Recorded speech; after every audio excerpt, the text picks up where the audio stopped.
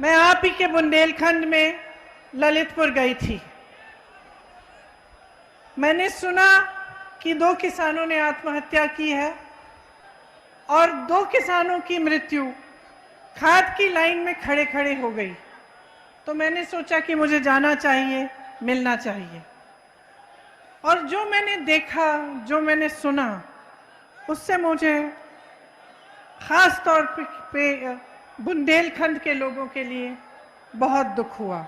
जब मैं वहां पहुंची तो एक छोटे से घर में उन किसानों के परिवार के सदस्य बैठे थे। मैंने उनकी विधवाओं से बात की, उनकी बेटियों से बात की, उनके भाइयों से बात की। पता चला कि सिंचाई का पानी नहीं मिल रहा था। अचानक 2-3 दिनों के लिए अच्छी तरह से बारिश हुई। जब बारिश हुई तो बहुत खुश हो गए थे। उन्होंने सोचा कि अगर अच्छी खाद डाल दूं तो फसल अच्छी तरह से उग जाएगी। तो खाद वितरण केंद्र में गए। वहां पे उन्होंने लाइन लगी थी, लाइन में खड़े हो गए। 2-3 दिन लाइन में खड़े रहे। घर नहीं आए, कुछ खाने को नहीं मिल रहा था, जो भी आसपास मिल रहा था वो मिल गया। पीने को पानी नहीं मिला। लाइन में खड़े खड़े उनकी मृत्यु हो गई। जो 2 किसानों ने आत्महत्या की वह भी लाइन में खड़े खड़े मायूस हो गए। खाद खत्म हो गई, उनकी बारी नहीं आई। 2.5 लाख 3 लाख का कर्ज था। घर आए, कुछ कहा नहीं किसी से, चुपचाप से चले गए दूसरे कमरे में, आत्महत्या कर ली। तो जब मैं परिवारों से बात कर रही थी तो पता चला कि तमाम किसान इस पूरे बुंदेलखंड में कर्ज में डूब रहे हैं। खाद का वितरण सही ढंग से नहीं होता, बल्कि उसके बाद जब हम खाद के केंद्र में, वितरण केंद्र में गए तो वो सरकारी केंद्र बंद पड़ा था। 2 प्राइवेट केंद्र खुले थे, उसमें लाइनें लंबी लंबी लगी थी। खाद नहीं मिल रही है, मटर, चना, गेहूं का दाम नहीं मिलता, सिंचाई के लिए पानी नहीं है। भूपेश बघेल जी ने कहा कि आवारा पशु की जो समस्या है वो सिर्फ उत्तर प्रदेश में नहीं है, सिर्फ बुंदेलखंड में नहीं है, छत्तीसगढ़ में भी थी। लेकिन जब सरकार की नीयत ठीक थी, इनकी सरकार ने एक ऐसी व्यवस्था बनाई, ऐसी योजना बनाई कि अब वहां पे ये समस्या नहीं है। वो कह रहे हैं कि गोबर को भी खरीदते हैं। किस लिए? ताकि ये समस्या दूर हो, ताकि आवारा पशु न घूमे। यहाँ उत्तर प्रदेश की सरकार तो ये मानती और पहचानती भी नहीं है कि ये एक बड़ी समस्या है। हम 2019 के चुनाव में जब यहाँ आए थे तो मुझे याद है कि यही समस्या सब किसानों ने बताई। आज 2 साल हो गए हैं, 3 साल होने को जा रहे हैं, अभी भी ये समस्या, इस समस्या को हल करने के लिए कुछ नहीं किया गया है। 1500 किसानों ने आत्महत्या की है सिर्फ बुंदेलखंड में। आप सब जानते हैं कि महंगाई किस तरह से बढ़ रही है, डीजल और पेट्रोल का क्या दाम हो चुका है। यहां से बहुत पलायन होता है, और पलायन इसलिए होता है क्योंकि रोजगार बुंदेलखंड में नहीं मिलता। आपने देखा कोरोना के समय जिनका जहां बड़े बड़े शहरों में बुंदेलखंड के भाई बहन थे, उनको किस तरह से घर आना पड़ा। पूरा परिवार पैदल चल रहा है, नंगे पांव चल रहा है, खाने को नहीं है, कोई मदद नहीं है सरकार से। जब कांग्रेस पार्टी ने कहा कि हम बसें देंगे तो सरकार ने बसें ली नहीं हमसे। और अब जब इनकी बड़ी बड़ी मीटिंग होती है तो बसों की लाइन लग जाती है कि बस भरो, लाइए मीटिंग में लिए कि दिखे कि कितनी भीड़ आई है हमारी मीटिंग में। लेकिन जब जरूरत थी आपको, जब आपके बेटे, आपके भाई बहन दिल्ली से, अन्य शहरों से पैदल यहां आ रहे थे क्योंकि लॉकडाउन अचानक किया गया बगैर उनके बारे में सोचे, तब ये सरकार कहां थी? तब इनकी बसें कहां थी?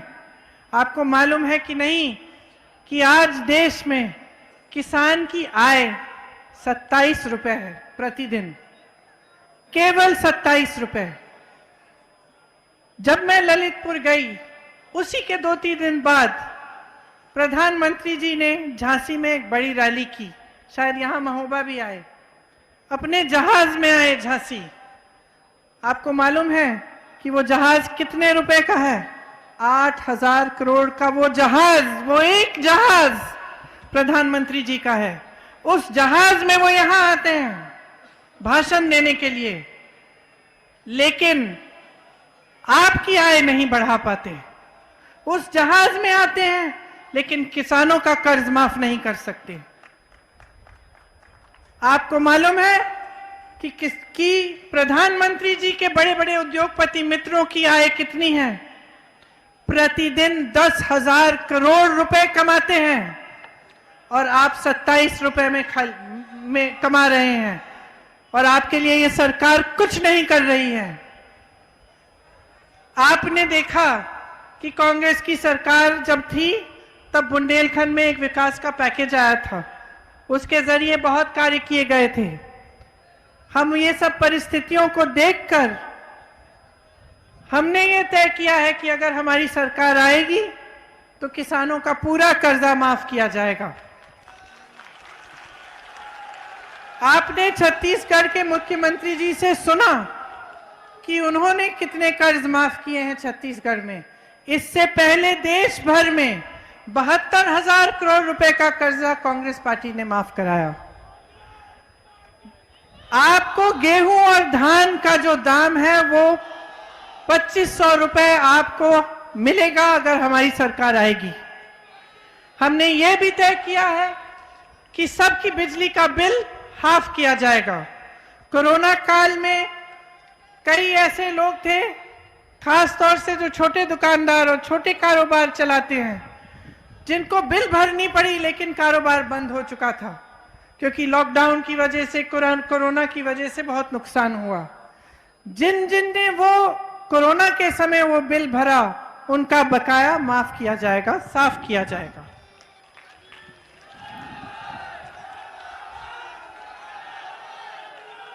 हमने ये भी तय किया है कि जो आवारा पशु की समस्या है उसको दूर करने के लिए जो छत्तीसगढ़ में मॉडल है वही हम यहाँ पे भी करवाएंगे, ताकि यहाँ पे भी जो ये समस्या इतनी बड़ी हो चुकी है कि मेरी बहनें भी रात रात, मैंने सुना है कि आप भी रात रात खेत में बैठी रहती हैं आवारा पशुओं को भगाने के लिए, मेरे भाई भी बैठते हैं, तो ये समस्या इससे दूर हो जाएगी।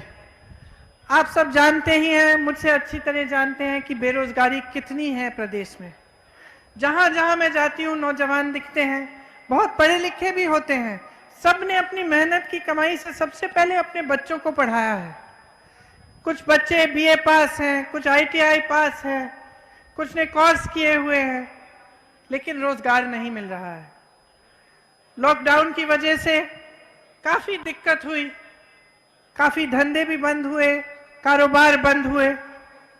इस बीच हमारे प्रधानमंत्री जी योगी आदित्यनाथ जी कहते हैं कि देश के लिए तपस्या कर रहे हैं। मैं बताना चाहती हूं, आप कोई तपस्या नहीं कर रहे हैं, अपने बड़े बड़े जहाजों में घूम रहे हैं। तपस्या इस देश का श्रमिक कर रहा है, इस देश का नौजवान कर रहा है।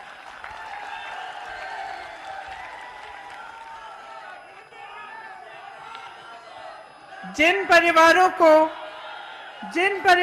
को सबसे ज्यादा आर्थिक मार कोरोना के समय मिली, जिनको जो सबसे ज्यादा गरीब हैं, जिनके छोटे छोटे कारोबार बंद हुए, उनके लिए अगर कांग्रेस की सरकार आएगी तो 25,000 रुपए दिए जाएंगे ताकि वो फिर से अपने पैरों पर खड़ा हो सके। हमने तय किया है कि 20 लाख सरकारी रोजगार दिलवाएंगे, और अगर कोई भी बीमारी हो, कैसी भी बीमारी हो, तो 10 लाख रुपए तक सरकार इलाज कराएगी।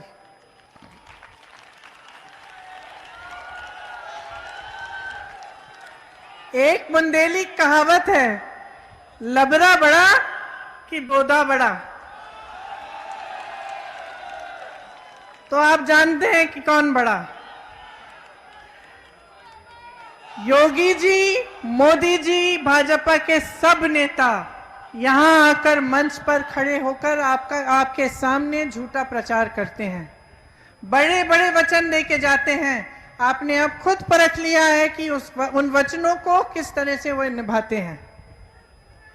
आपने तो देखा है कि झूठे विज्ञापन भी देते हैं। अब कल ही आपने देखा होगा, मोदी जी गए, उद्घाटन किया उन्होंने, जेवर में एक बहुत बड़ा एयरपोर्ट बनेगा, हवाई अड्डा बनेगा। तो सब अपनी सोशल मीडिया पे जितने भी इनके नेता हैं सब फोटो लगाने लग गए। सबने देखा कि बहुत बढ़िया है जेवर का एयरपोर्ट। पता चला चीन की फोटो है और नोएडा में शिलान्यास करने गए थे। चाइना के एयरपोर्ट की फोटो लगाते हैं, अमेरिका की फैक्ट्रियों की फोटो लगाते हैं अपने विज्ञापनों में, आंध्र प्रदेश की बांध की फोटो लगाते हैं। तो इनको तो कोई परवाह ही नहीं है कि सच्चाई बोलनी चाहिए जब जनता के सामने आते हैं। उनको ये एहसास नहीं हो रहा है, वो समझ नहीं पा रहे हैं कि आपके प्रति कोई जवाबदेही है उनकी। वे समझ रहे हैं कि उनका काम सिर्फ चुनाव में झूठे वचन देना, यहां आना, मंच पर तमाम आपके सामने वचन दें, उसके बाद आपको भूल जाएं, चुनाव जीत जाएं। उसके लिए कुछ भी प्रयोग हो तो ठीक है, धर्म का प्रयोग करेंगे, जाति का प्रयोग करेंगे, अलग अलग प्रयोग करेंगे। अब देखिए, कोई नहीं कहता कि जाति का अधिकार आपको नहीं मिलना चाहिए, आपको पूरी तरह से मिलना चाहिए। राजनीति में धर्म का, जाति का प्रतिनिधित्व पूरी तरह से होना चाहिए, लेकिन चुनाव के समय आपके विकास के मुद्दे की बात होनी चाहिए। चुनाव के समय जो भी नेता आपके सामने आए वो आपको बताए आपके लिए क्या करने जा रहा है, और चुनाव के बाद जो 5 साल है उसमें करके दिखाए, नहीं तो अगले चुनाव में आप उनको हराइए। ये बात जब तक आप नहीं समझेंगे, जब तक आप अलग अलग तरह की राजनीति के जाल में आप फंसे रहेंगे, तो आपका विकास नहीं होगा। तो जो भी